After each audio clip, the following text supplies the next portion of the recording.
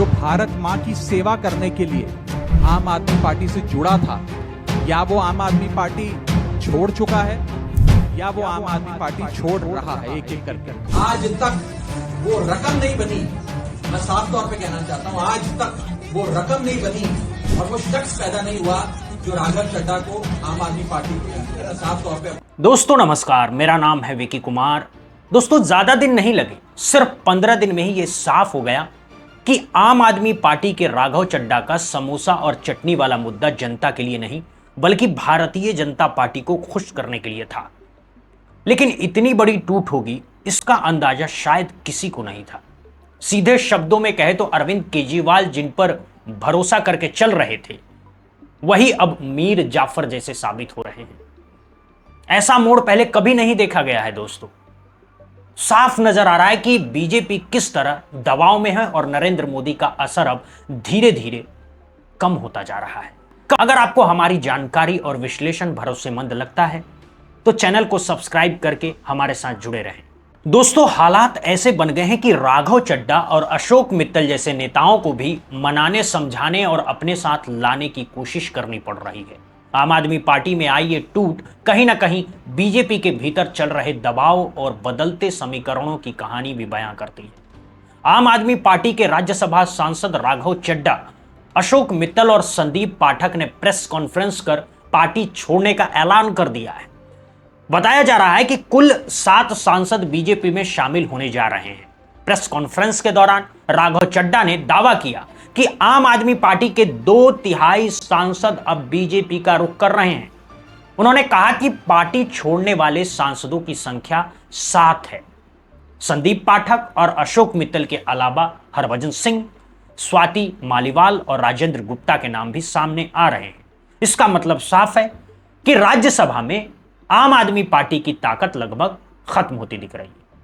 अगर आंकड़ों पर नजर डालें तो आम आदमी पार्टी कभी राज्यसभा में बीजेपी, कांग्रेस और तृणमूल कांग्रेस के बाद चौथी सबसे बड़ी पार्टी थी, जिसके पास 10 सांसद थे। पार्लियामेंट की वेबसाइट पर भी नाम देख सकते हैं आप।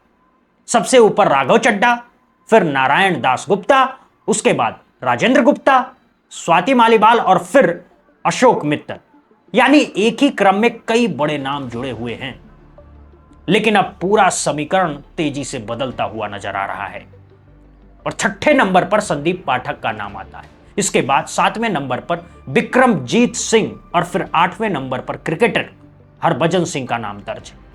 आम आदमी पार्टी के सबसे तेज तर्रार और सक्रिय नेताओं में गिने जाने वाले संजय सिंह का नाम 9वें नंबर पर आता है, जबकि 10वें नंबर पर संत बलवीर सिंह।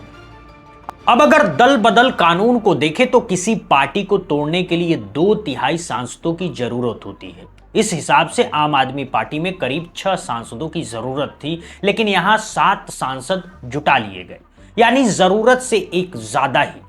अब स्थिति यह बनती है कि 7 सांसदों के जाने के बाद पार्टी के पास सिर्फ 3 सांसद बचते हैं और राज्यसभा में उनकी स्थिति काफी नीचे खिसक सकती है। अब सवाल उठता है कि क्या यह सब एक दिन में हुआ है या फिर इसके पीछे लंबे समय से बन रही परिस्थितियां जिम्मेदार हैं। कहा जा रहा है कि अरविंद केजरीवाल ने राजनीति में ऐसे लोगों पर भरोसा किया जो इसे एक कॉरपोरेट नौकरी की तरह देखते हैं, और यही भरोसा अब भारी पड़ता दिख रहा है दोस्तों। इसे इस तरह समझिए कि राघव चड्ढा और आम आदमी पार्टी के बीच का जुड़ाव उतना मजबूत नहीं दिखता जितनी उम्मीद की जाती थी। कहा जाता था कि अगर उनकी शर्ट की क्रीज बिगड़ जाए या एसी ठीक से काम ना करे तो उन्हें असहजता महसूस होती है और छोटी छोटी चीजें भी उनके लिए बड़ी बन जाती है। कुछ ऐसी ही बातें स्वाति मालीवाल को लेकर भी कही जाती रही है। वहीं हरभजन सिंह के बारे में सवाल उठते रहे हैं कि संसद में उन्होंने आम लोगों के मुद्दों को कितनी बार उठाया है। लोग अक्सर उन्हें क्रिकेट या टीवी शो के जरिए ज्यादा जानते हैं। अशोक कुमार मित्तल को लेकर भी अलग अलग तरह की चर्चाएं होती रही। वे खुद को शिक्षाविद बताते हैं और एक बड़े निजी विश्वविद्यालय से जुड़े हैं, लेकिन उनकी शुरुआती पृष्ठभूमि एक छोटे व्यवसाय से जुड़ी हुई बताई जाती है। कुल मिलाकर के इन सब बातों के बीच आम आदमी पार्टी की आंतरिक स्थिति और नेतृत्व के फैसलों पर सवाल खड़े होते नजर आ रहे हैं। लवली स्वीट्स मिठाई बेचकर खूब पैसा कमाया और जब लगा कि मिठाई के धंधे में उतनी इज्जत नहीं है जितनी शिक्षा के कारोबार में है, तो उसी नाम से 2001 में लवली कॉलेज खोल दिया। सिर्फ 4 साल बाद उसे बढ़ाकर लवली प्रोफेशनल यूनिवर्सिटी बना दिया गया। यानी मिठाई बेचने से शुरुआत करने वाला एक शख्स यूनिवर्सिटी का कुलाधिपति बन गया और शिक्षा को बाजार की तरह चलाकर अशोक मित्तल ने बड़ी दौलत खड़ी कर दी। ऐसा ही एक बड़े कारोबारी को आम आदमी पार्टी ने 2022 में राज्यसभा भेज दिया। अब हैरानी की बात यह भी रही कि पार्टी ने राघव चड्ढा को राज्यसभा में उपनेता पद से हटाकर अशोक मित्तल को यह जिम्मेदारी दे दी। इसके महज 24 घंटे बाद ही मित्तल से जुड़े ठिकानों पर छापे पड़ते हैं और कुछ ही दिनों में उनके रुख में बदलाव देखने को मिलता है। अब सबसे बड़ा सवाल यही उठता है कि इतनी बड़ी पार्टी में किसी को अंदाजा तक नहीं हुआ कि अंदर ही अंदर क्या चल रहा है। यह भी सवाल लंबे समय से उठता रहा है कि आम जनता से दूर दिखने वाले ऐसे लोग पार्टी में इतने ऊपर कैसे पहुंच गए। दोस्तों, माना जा रहा है कि जमीनी कार्यकर्ताओं की अनदेखी कर कुछ चुनिंदा चेहरों को आगे बढ़ाया गया जिनका आम लोगों से जुड़ाव उतना मजबूत नहीं था। हकीकत यह भी बताई जाती है कि राज्यसभा में संजय सिंह को छोड़ दे तो बाकी नेताओं की राजनीतिक सक्रियता पर सवाल उठते रहे। यही वजह है कि पार्टी छोड़ते वक्त राघव चड्ढा ने अरविंद केजरीवाल पर भी निशाना साधा और कहा कि उन्होंने पार्टी को अपने खून पसीने से खड़ा किया है।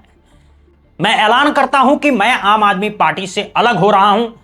मैं इस पार्टी का फाउंडिंग मेंबर रहा हूं और शायद मुझसे ज्यादा इस पार्टी को कम ही लोग जानते होंगे। लेकिन अब आम आदमी पार्टी वैसी नहीं रही जैसे पहले हुआ करती थी। आपको याद होगा जब राघव चड्ढा को राज्यसभा में उपनेता पद से हटाया गया था, तब उन्होंने नाराजगी में अरविंद केजरीवाल को लेकर काफी तीखे बयान दिए थे। यहां तक कि मिटा देने जैसी बातें भी सामने आई थी। मैंने पार्टी की गतिविधियों से अपने आप को अलग कर लिया और उसका कारण यह है क्योंकि मैं उनके गुनाह में शामिल नहीं होना चाहता था। मैं उनकी दोस्ती के काबिल नहीं था क्योंकि मैं उनके गुनाह में। वहीं संदीप पाठक का रुख थोड़ा अलग नजर आया। उन्होंने अपनी बात रखी लेकिन उतनी कटुता नहीं दिखाई। उन्होंने ना तो अरविंद केजरीवाल, ना मनीष सिसोदिया और ना ही संजय सिंह को लेकर कोई व्यक्तिगत हमला किया। संदीप पाठक ने कहा कि उन्होंने कभी सोचा नहीं था कि ऐसा दिन आएगा, लेकिन अब हालात ऐसे बन गए हैं कि उन्हें पार्टी से अलग होना पड़ रहा है। उन्होंने बताया कि वो एक किसान परिवार से आते हैं, पढ़ाई लिखाई के बाद सिर्फ एक मकसद लेकर राजनीति में आए थे, देश के लिए कुछ अच्छा करने का। इसी सोच के साथ वो आम आदमी पार्टी से जुड़े और हमेशा पार्टी और नेतृत्व को आगे रखकर काम किया। उन्होंने कहा कि अब तक उन्होंने जो भी फैसले लिए पार्टी को सर्वोपरि मानकर लिए और पूरी ईमानदारी से अपनी जिम्मेदारी निभाई। उन्होंने ये भी कहा कि देश में अलग अलग राजनीतिक दलों का होना जरूरी है, लेकिन अब उनके रास्ते अलग हो रहे हैं। उनके बयान से साफ महसूस होता है कि कहीं ना कहीं दबाव की स्थिति भी रही होगी। इस पूरे घटनाक्रम ने यह भी दिखाया है कि राजनीति में हालात कितनी तेजी से बदलते हैं और फैसले किन परिस्थितियों में लिए जाते हैं। दोस्तों, फिलहाल इस वीडियो में इतना ही। अगर आपने हमारे चैनल को अब तक सब्सक्राइब नहीं किया है तो जरूर करें, बेल आइकन दबाएं और कमेंट करके बताएं कि आपको ये वीडियो कैसा लगा।